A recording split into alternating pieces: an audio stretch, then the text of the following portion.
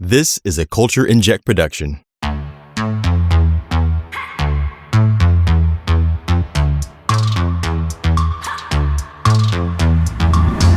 Welcome back, folks. We're back. Welcome back to Part of Us, an En Vogue Fancast. We are back for season 2.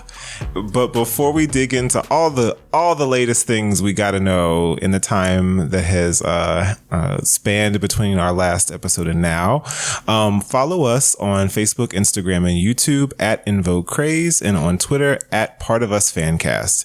If you have ideas, interview requests, comments, questions, please email them to us at partofusevf@gmail.com. And if you like what you hear, please rate and review our podcast. So, what have you guys been up to since we broke for our hiatus? I was gonna say, you go first, JP. Well, nothing much. I celebrated a birthday over the week. Happy belated birthday! You are a Taurus. Happy belated birthday. Thank you. And somebody had a good time, huh?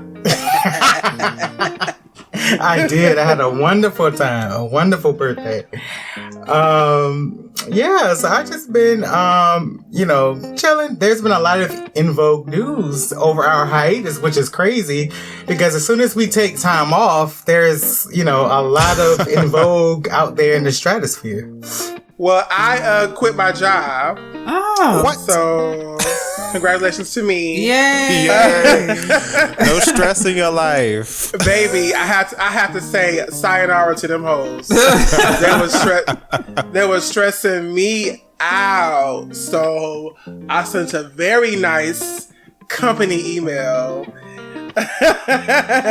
And I named people. And I gave, per my father, I gave a list of all the reasons why I was leaving the company. I pressed send, left my key on the desk, and I departed. Oh my God, guns are blazing. No exit interview. Yeah. No exit interview. It's a done deal. So now I'm just here and putting all my energy into my career. So yeah, that's what I've been up to. Go ahead on. Yes. I've just been, nothing really exciting. Just been trying to move. I feel like Kim Richards trying to move into a home, but there's all these issues with contractors, and it's been taking forever. So that's the main thing that's been going on with me. I'm trying to focus, but what is JP laughing at? Wait, no, you said Kim Richards from the Real Housewives of Beverly Hills? Yes. No, it is so funny because I just started binging Real Housewives of Beverly Hills from season 1. And Kim is a hot ass mess. So that is funny. Well, that's me right now. I'm a hot mess right now, but I'm always here for EB. Well, good luck to you on the process. I know it can be stressful, child. Yeah. Thank you. And Josh. What has been going on? I had a birthday as well in April, so that was a moment. Thank you. And then your boy got COVID, which was not fun. Oh, no. So, yeah, thank God for vaccines and boosters over here because it was awful, but I didn't die, so we gonna be happy about that. And exactly. Low key, I don't know about y'all, but in DC in particular, everybody has COVID again. I just know so many people who have COVID. It's kind of ridiculous. So be safe. Yes. Happy you're feeling better. Thanks. Yes. That is so crazy because I was in DC over the weekend and I'm normally I wear my mask everywhere. I'm very cautious. But my birthday weekend, I was just maskless and free all weekend. And baby, where is your rapid test? And listen, no, I got back on Sunday, so it was a Monday, Tuesday, Wednesday, Thursday. So 4 days later, I'm feeling fine. But yeah, I got a little bit too free this weekend in DC, and reality hit me when I got home. that I was in bars and clubs and gallivanting throughout the city. Another club, another bar, another club, bus, tour, cab, Uber, Nelly's, Brixton's. Yeah. I was just everywhere. I was like, Jesus Christ. And but thankfully I'm still here, so I'm feeling good. But I immediately got home and I took my supplements. I ate my ginger root. Hey. And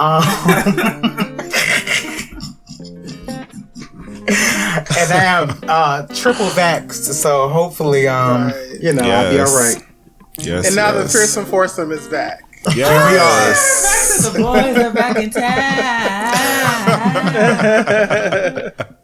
And so we're back, but the girls have been back too. They've just been in the news and on TV. En Vogue, of course, that's what I'm talking about. En Vogue was on The Masked Singer, and they performed Good as Hell by Lizzo. I Say a Little Prayer. I'm guessing it was the Aretha version mixed with a little of the Dion one. And Leave the Door Open by Silk Sonic before being eliminated. And I am so upset about that. I knew it was going to happen. That's why I didn't want to watch. I mean, I don't watch The Masked Singer. Because I remember the first season, it was like T-Pain beat Gladys Knight. She came in third to T-Pain, Donny Osmond, and I remember even like LaToya Jackson almost did as good as Gladys Knight. And I'm like, what is this show? Toni Braxton went I think she got knocked out on the first song. Like Toni Braxton. I think she made it. I think she got through the first time. I think it was the second song. Because didn't she do Say So by Doja Cat? And was that all? Yes, I think so. And I have to go back and look at those clips, but it's like, I don't want to, we're bubbly and lively, but I just would say that, if you're a black legend, do not go on that show. Stephanie Mills, please don't go on there. I love Stephanie Mills. Oh. Right, I'm just saying, Patty. anybody who's loved, because they got Shaka, they got Dion, they got Patty, They had Jennifer Holiday on there. Jennifer was doing her good singing. Yeah. But see, the problem is, it's about your song choice. You have to pick good songs. Like, why En Vogue would pick Leave the Door Open? You're singing a song by two men. You're three women. Where, if you were going to pull out the old school medley, this was the time to do it. They sing that damn old school medley. Bad Girls, Toot Toot, Beep Beep, Shaka Khan, Tell Me Something Good. They do that every show. This was the time where you pull out those female old school hits. What were you doing? I was so...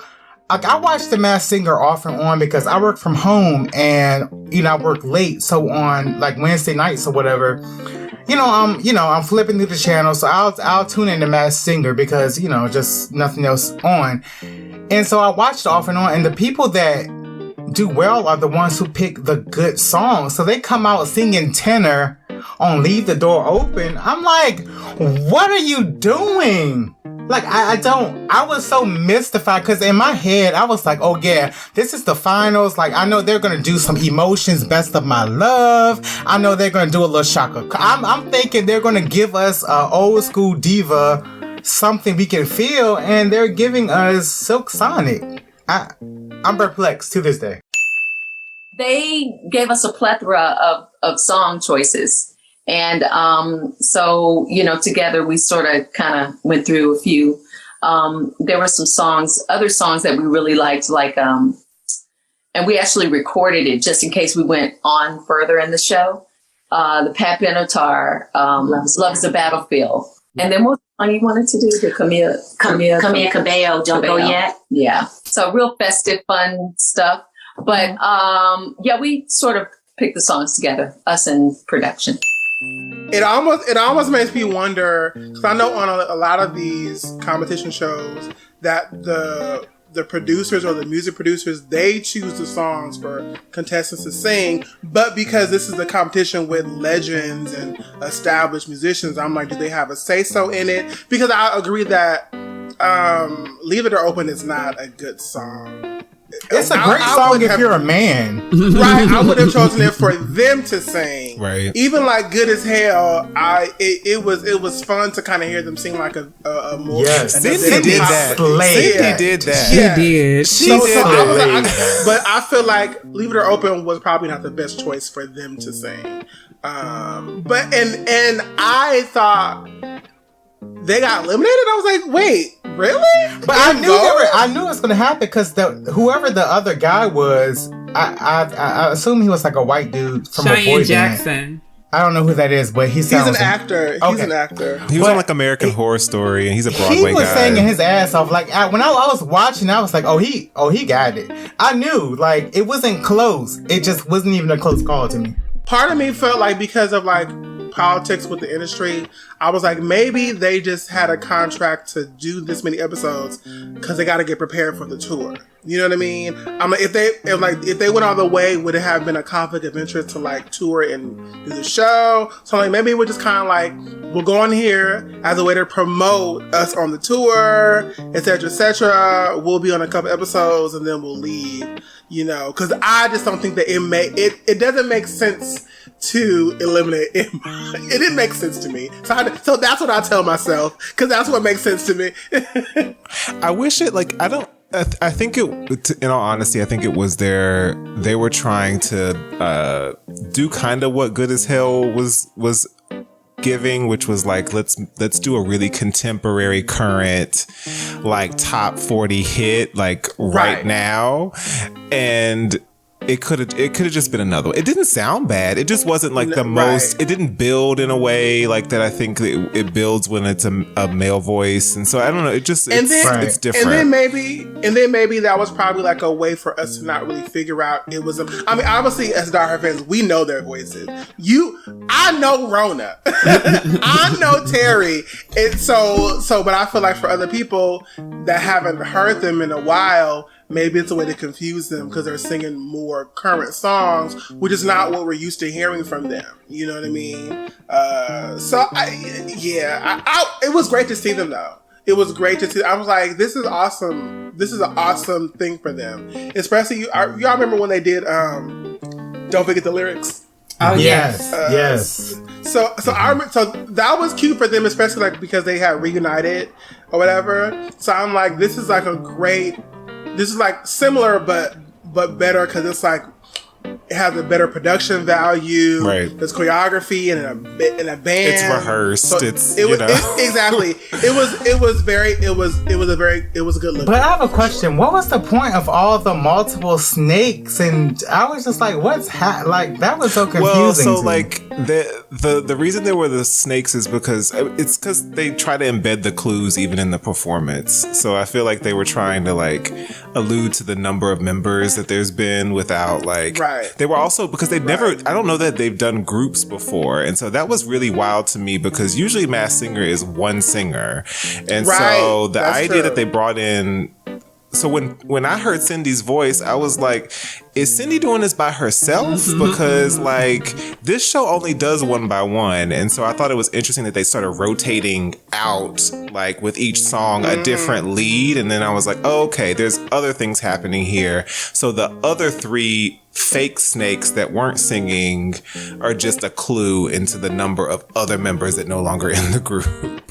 Right. Well, I thought it was a way to like confuse the audience and the judges as far as like, oh well, what group is it? Because like this group has 4 members, this group has 3, or this group has 5, or you know what I mean? As a kind of way like, well, because I feel like if it's 3. That narrows down the possibilities. So it's just a kind of way to kind of keep you guessing. It's just like, okay, is it 4, 5, 6? Well, that could be a number of girl groups. Who would it be?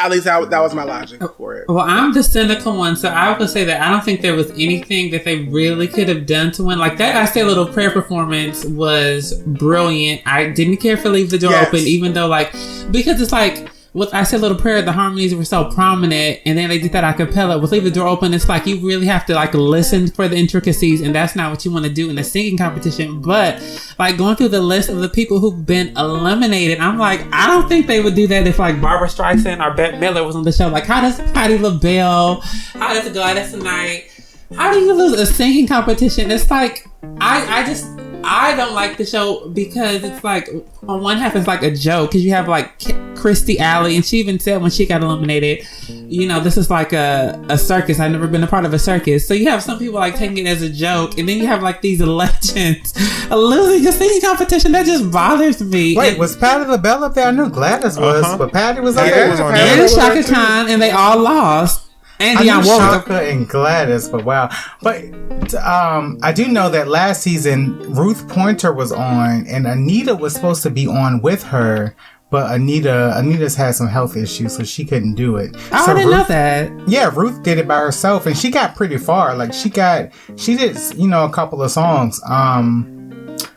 But yeah, she ended up getting eliminated. She did Bruno Mars too. She did Finesse. Gladys Knight did Locked Out of Heaven. I remember that. Like, I don't really watch it. Like, I've been watching clips just because En Vogue was on it. But the reason why I never could watch it was because how does Gladys Knight finish third? Like, that would just bother me. And to me, like, they looked sad when they lost. Like, they didn't look happy. Like, I mean, no one's gonna look happy that they lost, but I'm just saying, like, they sing. Even Jennifer Holliday, like, I saw her elimination. Like, you're a singer. That's what you do. No one wants to get eliminated for what they are famous for and known for. Like, that's your talent. And then Tiana Taylor is the winner. But Tiana picked good. So I think, honestly, like, I watched Jennifer Holliday. So she did Taylor Dang, Tell It to My Heart, and I think she was saved. I can't remember the song she got eliminated for. But I was like, that's not a good song choice. I think it's just about the entertainment value of it to me. It's also because Candy Burris won, and listen, I love Candy, right? But I love Candy Burris. Shout out to Escape, and I think Candy is great. But we all know Candy is not, the greatest vocalist. But Candy picked songs that really allowed her to perform and shine. Like she did the You Make Me Want to Shout, Isley Brothers. Like that is just a crowd moving, like audience participation type of record. I think you got to pick those songs that are going to like work for you and get the crowds, on your side. They definitely should have did Best of My Love. Yes, like I just knew in my head Best of My Love was going to be their song. Like I knew it. I was just waiting for the note. I was like, Terry's going to come out and give us. It doesn't take much to make me happy. It's a weird show. It would have been great if they did Survivor by Destiny's Child. That would have been great. Anything. Cindy would have told that. They could have told like Emotions by the Bee Gees, or like it could. They could have. There were. Yeah, I can just imagine. I think this goes to my dream that they do like a covers album. But like, I just think that there's so many songs. But I just want to go back really, really quickly to I Say a Little Prayer, because Rona was cutting on that song. When they got to that middle to last part and she was allowed to ad-lib it and she was kind of going and doing her own thing, I was like, she is taking her moment, and I am so happy because she's just got it. She's just got it. I just loved it so much. She really, like, Rona is a star. Like, she's just a star. And I was like, homegirl, well, because one, I was like, I think that's En Vogue. I was like, that is Cindy. I was like, that is Cindy. I think it's Cindy. But then once Rona came in, I was like, oh, that's En Vogue for sure. Because I'm like, her voice is so distinct. And Mama was giving us some good vocals. Yeah. So, yeah. Shout out to En Vogue for Masked Singer. Like, it was such a good look. It's a good look. It's even if it was, even if it's rigged, even if it's like, it doesn't make sense how they make their choices, because it's like studio audience and judges who do it. Like, it's not like America voted on it, like, because this is pre-recorded, like it's months in advance. But like, regardless, it's like a primetime visibility that I think they deserve. Like, it's a popular show, so like, it's nice that people either were reminded of how good they are, or like younger people were like introduced potentially, because it's a family show. So like, it's good for the brand. Josh is always going to end on a positive note. I love that. always.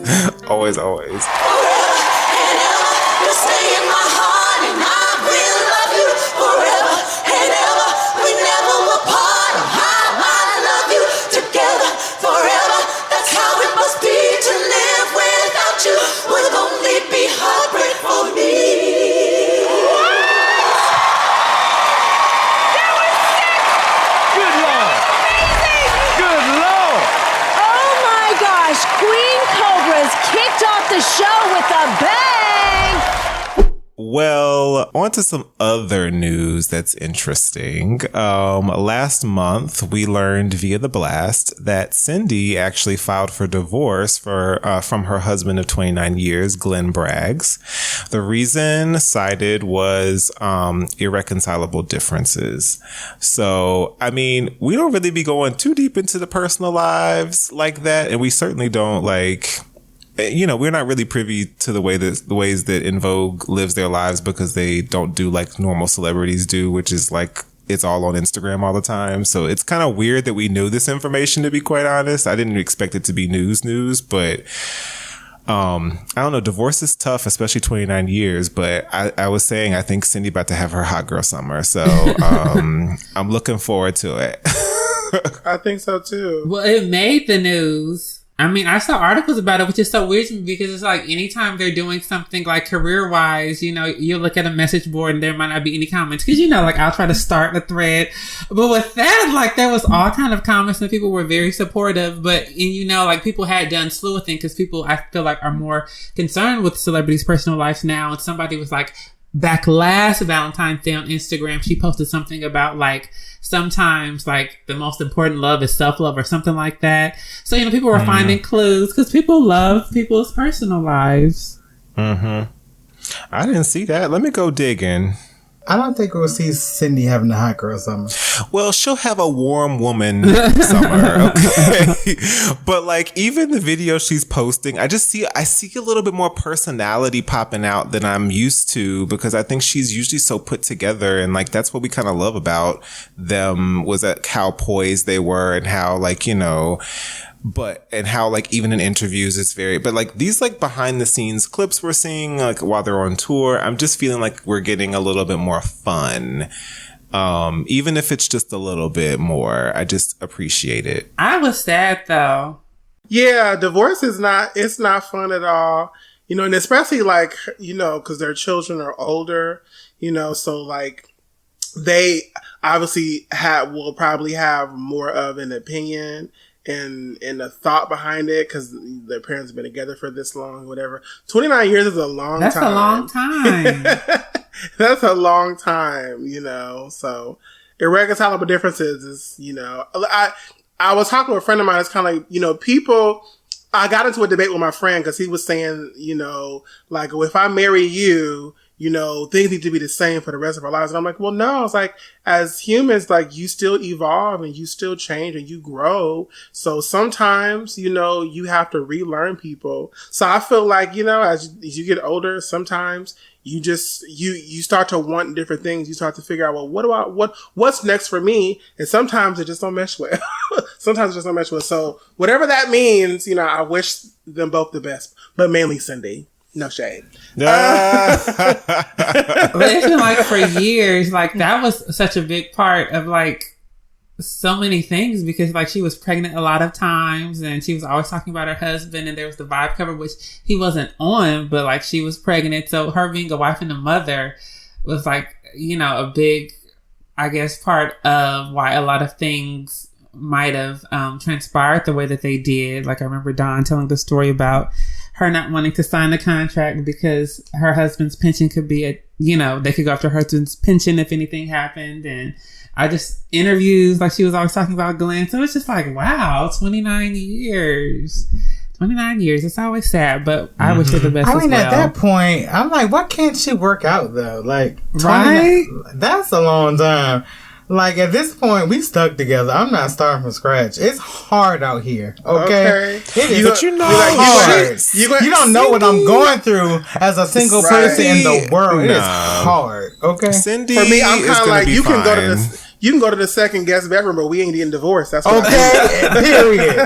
Period. You sleep downstairs, I'll sleep upstairs. It's not ending. No, exactly. You could, no, not over here in this household. You could go. Okay, Josh, you got options. Okay.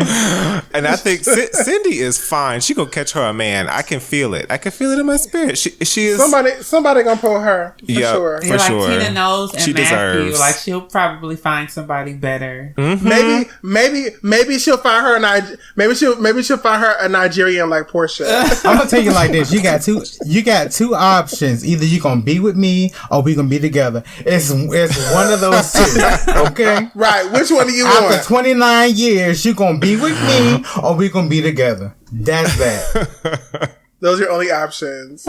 Well, so the Mixtape tour has finally come, and we are 5 shows down, and there are 48 more to go. All right, today's the big day, the first day of our first show here in Cincinnati, and I think I'm ready. I got the makeup all out, the hair stuff, the jewelry, all of that stuff. And I think I'm ready. And back here, we've got a quick peek of wardrobe. We're so excited. All right, I'll let you know how it went. As of this recording, En Vogue's performed at 7 of the 55 shows. Pictures and videos have been popping up online, and guess what? There are costume changes and color. What do you think? Have you guys seen the clips? Have you, or are you planning on attending the show? I'm waiting on my free press pass, and I know that's right. Hello. I would be happy to come and give my opinion. I'm going next week. I'm a fan. Go ahead. Oh, you're going next week? I am. I'm going next week. Yes. At the crypto.com arena, formerly Staples. So I'm excited because I think when we talked about this, when it was first announced, I was saying that I hope that there were costume changes. And I believe some of you guys didn't think there would be, but there are. And there's 4 of them.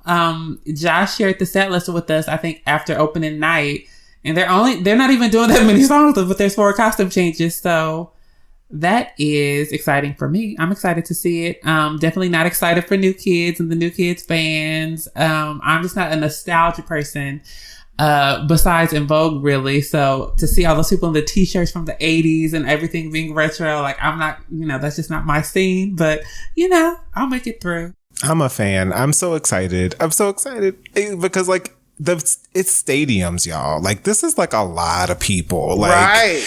And it's the shows are full, and so it's just like, I don't know, it feels like even though it's like sort of embedded inside of like New Kids and it's their thing. It's just, I don't know. It's nice to see them on those size stages doing those kinds of venues, and I love the costumes. I think it's kind of cool that they're doing like nods to their own personal like costumes of the past, but like re-inspired. So like you have the red dresses, but it's kind of flipped. You have the like black dresses and like they're flipped. You have the, it's just like kind of cool, I think, from a fan's perspective to see that. So what are y'all favorite costumes on this tour based off the pictures that we've seen? The red. It's the red for me. It's the red for me too. Is that the baby doll dress? I like the baby doll dresses, the multicolor. I do too. Yes, I love the baby doll dresses too. I will say the black and the capes are giving like a little churchy to me. But like that's the only one I'm not like 100% a fan of. But like they look good. They look good. But JP, go ahead. Tell us your truth. I think En Vogue going on tour with New Kids on the Block is just, it doesn't make sense to me. They are not from the same era, in my opinion. Like, I looked at New Kids on the Block, like, their last album, like, the album they came out with in 1994 was, like, their worst selling album. And in 94, En Vogue was in their prime. Like, this does not match to me. That's what I said. It doesn't fit. It doesn't make sense. To me, I think, shout out to them. Get your check, get your bag. It is what it is. If you get an offer to do an arena tour, then, you get your bag. But for me personally, excited. It's like, okay, I would rather see them with, SWV, En Vogue, Escape, Brownstone, Jeanne, Jade. I would just rather see the TLC. I would rather see them on tour with people that make more sense to me. Right. The costumes are cute. Shout out to them for changing clothes. We can't. I won't say we, but some of us have talked about their clothes extensively on this podcast. So they finally changed their outfits. Never minded so we have outfits. To give them a moment to praise them for the thing we've been saying since the dawn of time. Shout out to them for changing clothes. Like, I never minded the outfits because I understand what tour is. So it's like, I don't know. Get your bag, ladies. I love it. But I'm waiting for like the R&B girl groups from the 90s tour. I want to see TLC. I want to see En Vogue. I want to see SWV, and I want to see Escape. Like, to me, those are like the 4 top girl groups from the 90s. And the fact that we haven't gotten a tour from them is insane to me. Like, that's what I personally would love to see them doing. I would love to see them doing big press and something for the culture. En Vogue is 4 black, they started as 4 black women, killing the airwaves in the early 90s. And I feel like that's their thing. New Kids on the Block fans don't give a damn about En Vogue. I know their music is, universal and it touches, the lives of many. But, honestly, the New Kids on the Block fans want to see those white boys do what they do. And to me, that's what I'm saying. I feel like the Beastie Boys or, I don't know. I don't know who else is out at that, who else matches that, that period. But to me, En Vogue is just not, it does not make sense. But again, get your money, get your bag. Ladies got bills. Cindy is single. So, I'm not mad. Rona is, trying to plan a wedding. So I'm sure she needs her money. I don't know what her man does, but I just know this is not the tour that I want to see when I go to an arena to see En Vogue. I feel you. And that's what I'm saying. Like, a lot of times, the fun part of going to a concert is the audience, and right, singing along, knowing the choreography, knowing the lyrics. Yeah, and then too, just like, like the people, like, okay, like you said, it's for the culture. Like, our cultures are going to be very different when I see all those people in like New Kids t-shirts, and like I said, it's like all about nostalgia. And I feel like the acts you named, even though they are, I guess, a nostalgia acts now, they're still very viable. And if they just had good music, they could do something with it. But with the New Kids, I feel like they were never really that talented. And I love Jordan Knight, Give It To You. Like, I love that song. But it's like seeing the clips of them, like, I honestly, if my life depended on it, I could not name a New Kids on the Block song. I would be killed. The only thing, but what's the name of that song? Oh, The Right Stuff. Is that it? Or is that Vanessa Williams? No, they're both The Right Stuff. Okay, so I do know The Right Stuff. But what I do know is Jordan Knight, I'm going to give it to you, because I think Jimmy Jam and Terry Lewis produced that. So I do know that song. But like, so I guess my thing is like, it can be a both and, right? Like, I think that like we can have, this can happen, and then hopefully the next opportunity looks a little bit more like, this ain't the only tour that's got to happen, right? And so like this summer, this is a summer thing. It's a bunch of shows. I think it like reiterates value to the important people, I think. And so it'll be easier the next go around to make a case for another tour with another set of folks. But like, I don't know. I think we're kind of seeing that sort of mixed matched thing a lot, because I remember, I think it was before the pandemic, TLC was on a tour with like Nelly and Flo Rida. Like, it was a whole summer tour. But that makes more sense to En Vogue. That don't make no damn sense. That don't make no damn sense. But at least it's like urban music. Like, okay, TLC was on their way out by 99, 2000. But this is the thing. But here's the thing, though. It's not like this tour is about pop music. Like, it's a pop music tour, and En Vogue. We're not getting the R&B stuff on this tour. We are getting the pop hits, and so it makes sense along these other folks who are also given the pop hits. Now, New Kids is given the deep cuts for whatever reason, but like Salt and Pepper, Rick Astley, and En Vogue are there to provide their 3 to 4 songs, and then they get to go home and get on the tour bus and collect their check. And I think that's good. It's smart business. So what I would say is, like, you know, just singing in LA, I do, I'm hired to do like a lot of like birthday parties and company parties. And let me tell you something. Them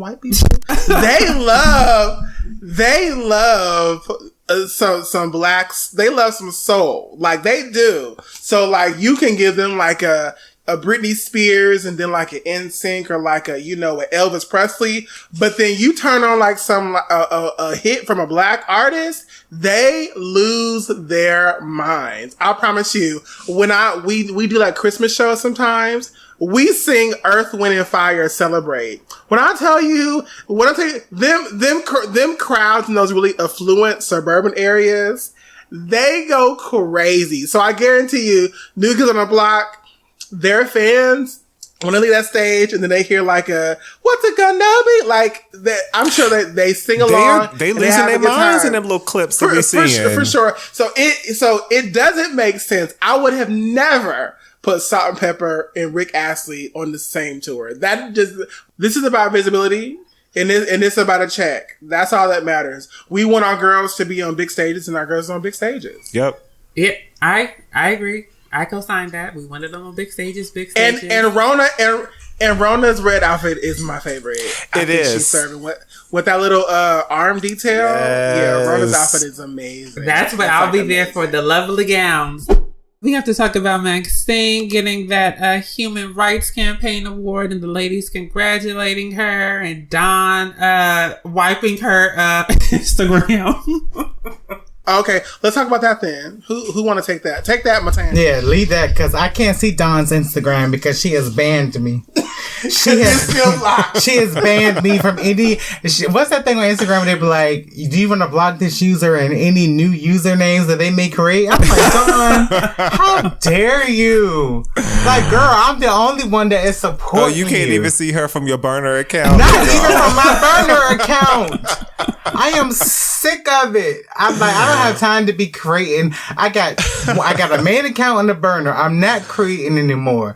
So, you know, Dawn, like, I'm trying to ride for you, girl. They've been on En Vogue craze, shading you, talking about, well, how long does it take to write a book? Girl. And like, how long does it take though? I be trying to ride for you, Dawn. So if you Matthew be showing out. If you give me access, I can have your back. So just hit me up, please. I'm trying to help you. Okay, so Dawn has removed all of her current Instagram posts all the way back until 2019. So there's nothing from 2019. There's nothing since 2019 that's been posted except maybe a couple of pictures of the original 4, which are of course old. So all of the COVID ranting, all the things about the mask, all of those YouTube tour interviews and posts, those aren't there anymore. So is she having a change of heart? What do you guys think? I think that I'm getting tired of Dawn not paying respect to the current lineup of En Vogue. I feel like at some point you have to stop being shady and just accept the fact that Rona is here and she's been here and she's gonna continue to be here, baby. Like, it's really weird, like when that happens. Cause I'm like, oh, she's posted a whole bunch of old photos, like, oh, this is us in Paris, this is here. It's like, okay, girl, all right, but what are they doing now? Congratulations to the girls. No. For being on this big tour. Like, no. why can't that be a thing? Like, why Maxine not? doesn't do that. Why would Dawn? Well, Maxine did say Evie forever. I think she gets that like the legacy is going to continue. And then too, like you have to remember, like I don't think there's any bad blood between Dawn and Maxine and Rona. Like they toured together for years. Whatever she knows her. Whatever she thinks, she has not expressed it in a disrespectful way. Whereas Dawn, it was just interview after interview after interview. You're slamming someone for no reason. And it's just like, I don't want to work. Like, I'd rather be living in my mom's apartment that she's renting, using her EBT and, catching the bus than working with, someone who I don't really know, but I really don't have any beef with. Like, you really are going to miss out on checks just because Rona is there. Like, it doesn't make sense to me. Like, you'd rather be broke than just say, okay, I can sing with her. Like, what's the beef? So, because y'all know this mixtape tour, not to bring it back there, but y'all know that the check is good. It's a good check. I don't even need to see the numbers. I know it's a good check because look at how many dates they got. And so I just feel, I agree, Matan. I'm like, what, like, how you missing checks? Like, these are easy checks. And when you're broke. Now I agree with that, but Dawn is an independent woman and she does not compromise. She's uncompromising. She's unwavering in her belief. Yeah, Donna's an independent woman with 10,000 followers. How sad. Y'all not gonna come for Miss Robinson. I won't have it. Says the one person who's blocked by her. Not on my watch. Okay. Says the one of us who's blocked by her. There are TikTok dancers with more followers than her. She should be more visible than this. She is putting her efforts into her book. She's busy now. It takes time. It ain't no book. It takes time to write a book. Okay. Ain't no book. That book ain't coming out. It takes time. She has to remember everything that happened. She has to go through things. It's a process. Rona's book is coming out. There's gonna be an audio book and physical copies with paper and hardcover. You can pre-order it right now. But what Maxine does have, and it already came up, she was honored with the Human Rights Campaign Award. I don't know the name of the actual award, but it's the organizer was the Human Rights Campaign, which if you know anything about the Human Rights Campaign, they fight for equity and equality and justice for all. I think mainly though the LGBT community. Maxine is an ally. She's always been an ally. I even remember in the Born to Sing, thank you. She mentioned like the queens of the Leaky Roof circuit. So I'm guessing those are probably drag queens. If I can use that term, I know people, they get mad when you say drag queens. But, so I just feel like she's just always been just full of love. And of course she's going to want everyone to be treated the same, be treated with dignity. So I'm happy that she won that award. Aren't you all?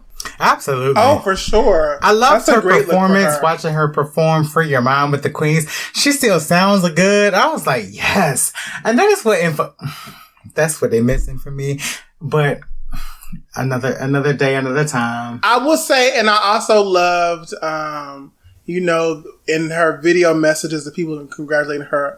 I love the fact that Cindy and Terry took time to give her a congratulatory message as well.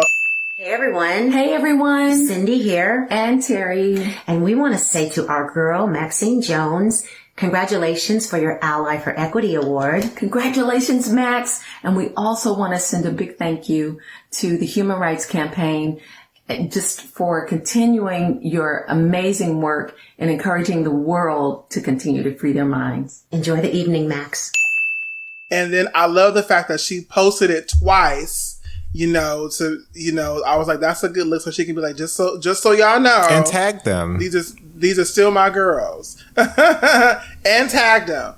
When she reposted their video, the caption, it says, I want to make sure you saw these. These were especially wonderful. So I feel like she's like highlighting, like, look at the love being exchanged between me and my ex-band members. I feel like it speaks volumes to her being a class act and to say like, hey, even though I'm not in the group right now, there's no bad blood, so I can appreciate because she didn't have to post it. She didn't have to post it. She did it. She literally posted it in a slew of posts, and then she posted it again to highlight, look at this, Terry and Cindy look like the cool aunties, like for real. I love it with Terry and her little puff balls. I thought it was so cute. It made me smile. I was like, this is so adorable. Like, because even if it wasn't like, we don't know all the behind the scenes, but it was just a lovely gesture. Even if it's just a gesture in isolation, even if it's not tied to rekindle, because, people in the comments were like, oh, are we going to get a new, and like, it's like, let's just appreciate it for what it is. A really beautiful gesture. Yeah. And Max looked freaking amazing. Like this little sheer gown with her little midriff showing. I'm like, you better come on, getting her groove back. How Maxine got her groove back. Looking golden. She definitely looked beautiful. It was a nice moment, and just seeing someone being honored individually, that's always nice too. It's because all of the women are individuals. So we see some of the work that she's doing, but we don't know all of the work that she's doing. And she's always the one that I always wanted to know more about. So it's just nice, like seeing her, how she gets down where she is. And she's really about community. She's about love. She's about equality. So I'm very happy for her. And I'm happy that, they can be grown women and say, we have all of this stuff that happened in the past, but we're still your girls. Congratulations. Right, JP? Exactly. Congratulations. No, I think the video from Cindy and Terry was very nice. It was a lovely gesture. And I hope that, I think I said this, last season, to me, the foursome that I would like to see the most would be with Max, Cindy, and Terry, and Rona.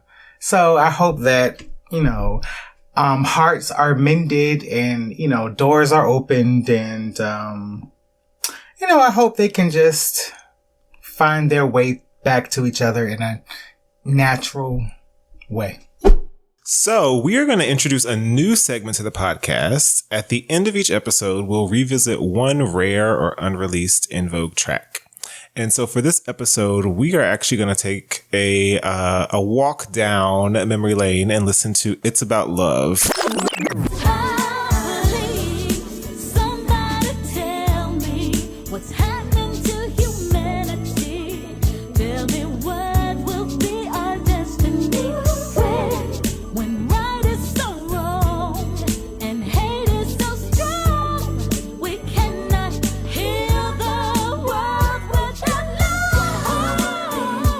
Produced by Ivan Mateus and Andrea Martin, the legend.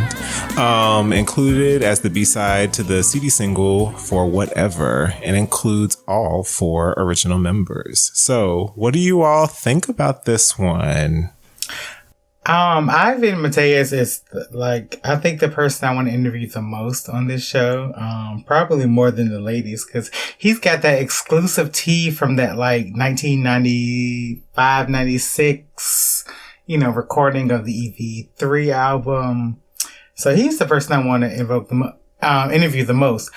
As far as this song, I don't like it, but God bless. I love the song. Okay. I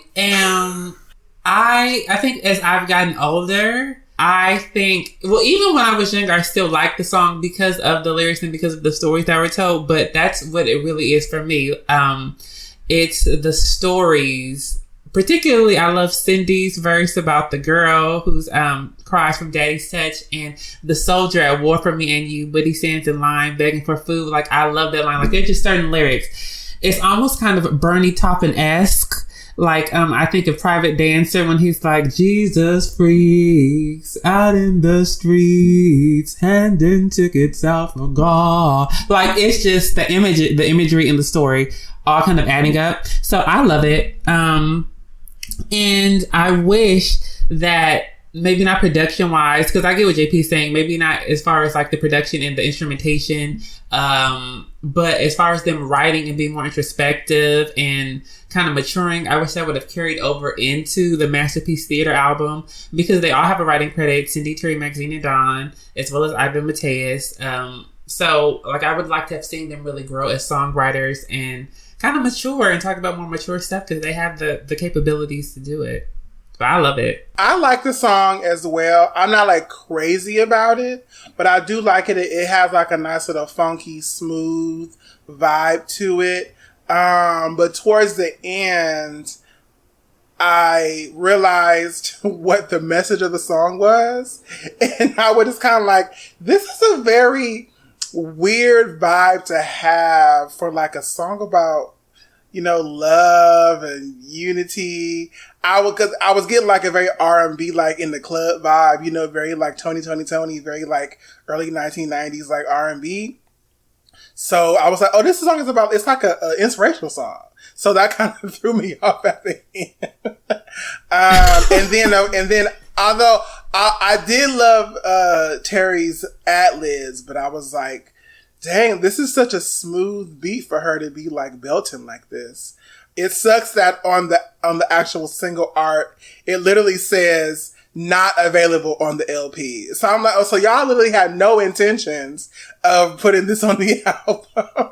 So why release it then? But you know, that's funny too. We talked about that. I think it's because of the songwriting credit. Because Don has a writing credit, and that I think that would have complicated the royalties if it was on the album. Because like I know her voice was still on there, but then if she was on EV3 as a writer, I don't think that Stephanie was like, I'm not. We did.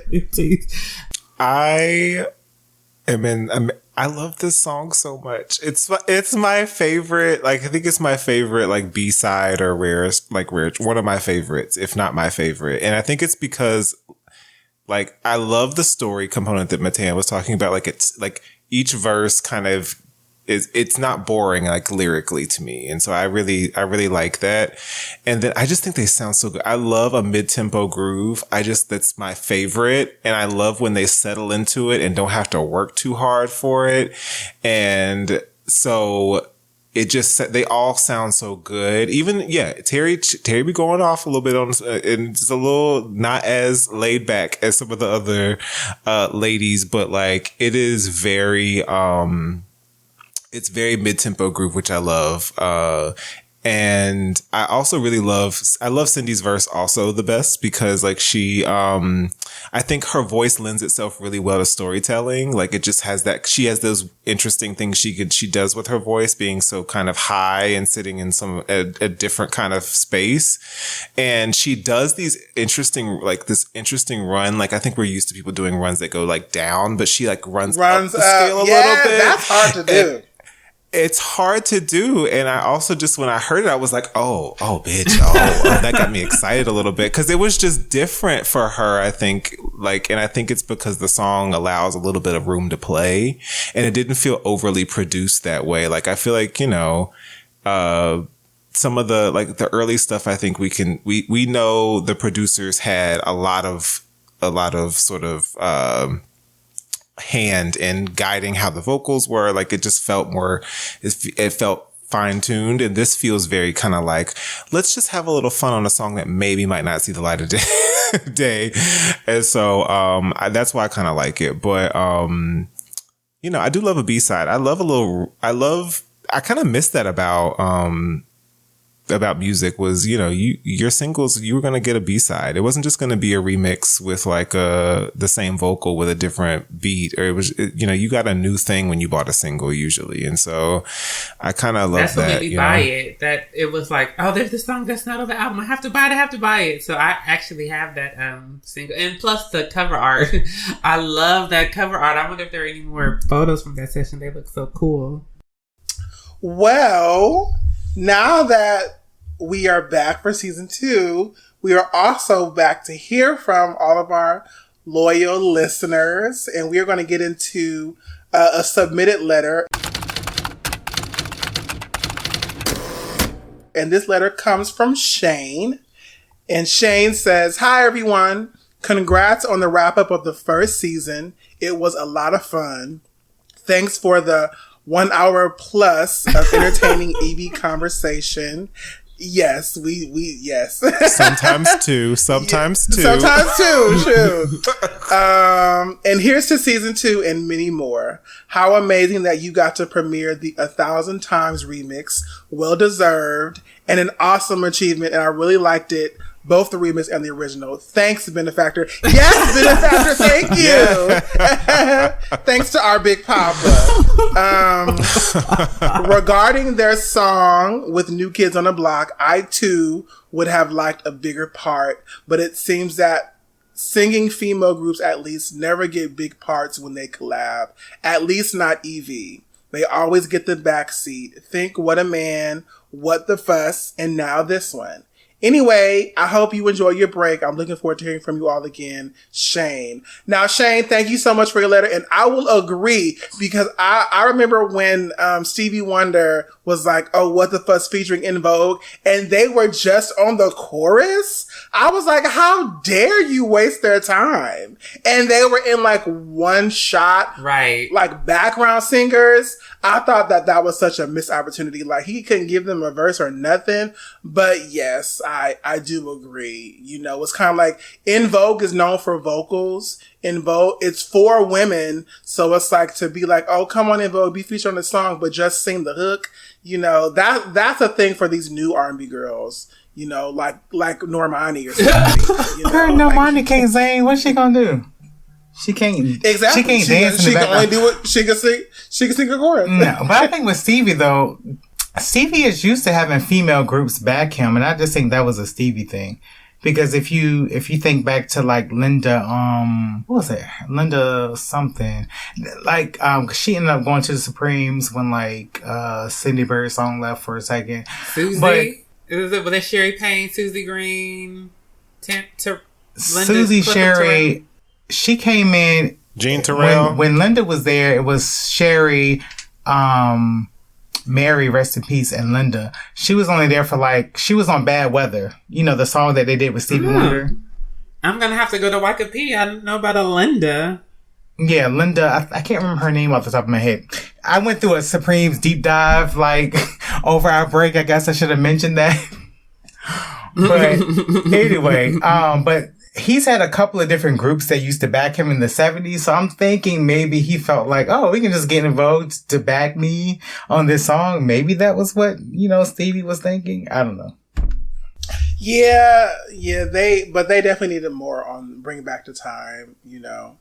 Yeah, they did get short shrift because Rick Astley, I don't know, even though the New Kids, like, I know it's their song, but it's like, the part, I know the years go by, but there's nothing. Like, they could have gave at least one of those. I think it happens 3 times in the song. So all they get is Let's Go Team, Let's Go, and then ad-libs. And then I saw like a clip from the tour, and it's like the New Kids, of course, are lip syncing, and like En Vogue's mics are on, so you can't even hear the ad-libs or anything. So I'm like, okay, well. Right. And of course, I mean, they are doing the chorus. Like, those are obviously their voices on the chorus. But even still, I'm like, they're not glorified background singers, you know, so I just felt like I agree that they should have been utilized better.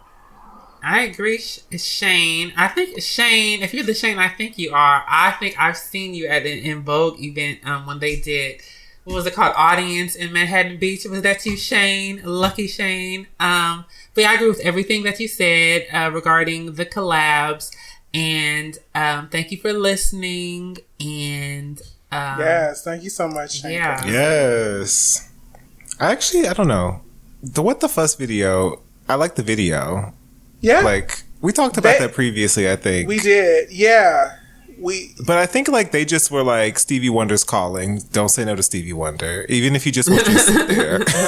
Like, you don't say no to Stevie Wonder. But why would he do them like that, though, Stevie? And was it Paul Hunter who directed the video? Because there's all this other stuff going on and all these dancers and all these shots. Like, he couldn't use them as any of the actors or actresses in the shots. I don't know what their schedule was, but, like, they were all the way in the back. And I feel like they didn't even, like, there was probably, like, that 5 seconds or maybe 4 seconds where they did close-ups of each girl so you knew or each woman so you knew who was who. Like, that, like, they do kind of, and I think that's my thing with the Masked Singer as well. It's like, I don't know, like, you guys are legends. Like, demand a little bit more and don't take everything that comes your way. Like, I'm not saying turn Stevie down, but like, there's this story about Grace Jones.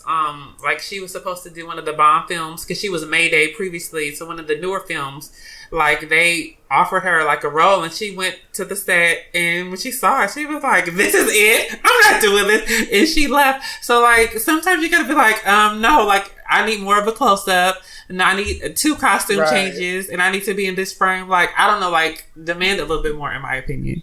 Right. And I mean, and I can kind of see, knowing what I know about Cindy and Terry, I can see them not wanting to get any bad press, or there being like behind the scenes rumblings of like them being divas or having attitudes or like having confrontations or being disagreeable in certain aspects. You know, because people talk, makeup artists, stylists, they run their mouths and gossip, and then they tell their friends, you know what I mean? So I can kind of see that. But I feel like it's because you guys are legends, it's okay to have a contract. It's okay to have, you know, certain stipulations to say, oh, we would love to be on a song, but, you know, we need to have like 30% more of some lead. Like, it's okay to say that, you know. And granted, maybe they did. Who knows? I'm just saying.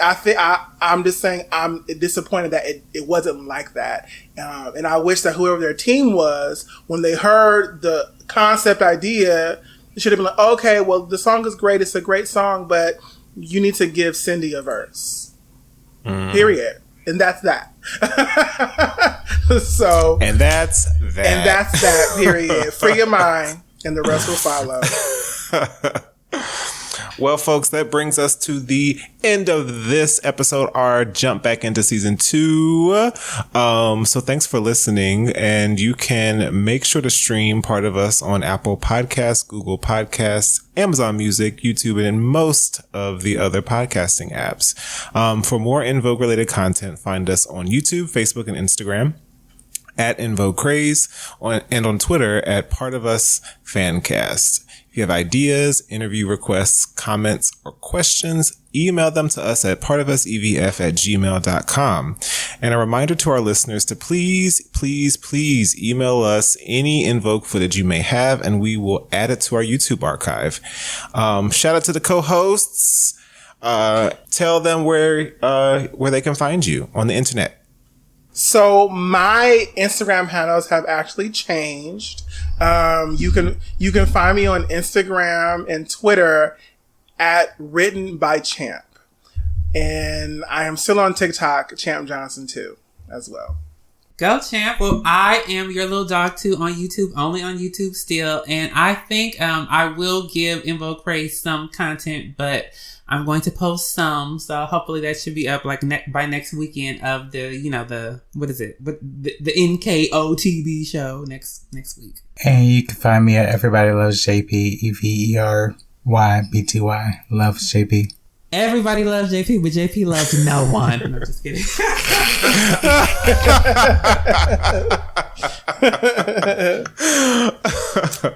Oh, but you can find me on all the socials at Josh Jenks, JENKS. And until next time, bye. Bye. See you later.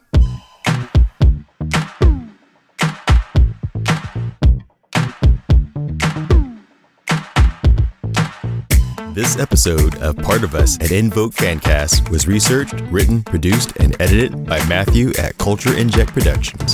The intro and outro music was produced by Wolves and Vincent Tone. We're more than just a podcast. We're a fan community. You can keep up to date on En Vogue and chat with other fans by visiting En Vogue Craze on Facebook. You can also follow us on YouTube and Instagram at En Vogue Craze and Twitter at Part of Us Fancast. Part of Us and En Vogue Fancast is not endorsed by En Vogue, E1 Music, or En Vogue Records, and is intended for entertainment and educational purposes only. En Vogue and its names, images, and audio clips are registered trademarks and/or copyrights of the respective copyright holders. JP has no filter this evening. We're gonna do a whole episode where JP just has to tell us 10 things he really likes. Right? He can't say anything he doesn't like. It is 10:39 in Virginia. Okay. I've been sipping on a drink that is quite strong. Ooh, okay, there's a libation. You know,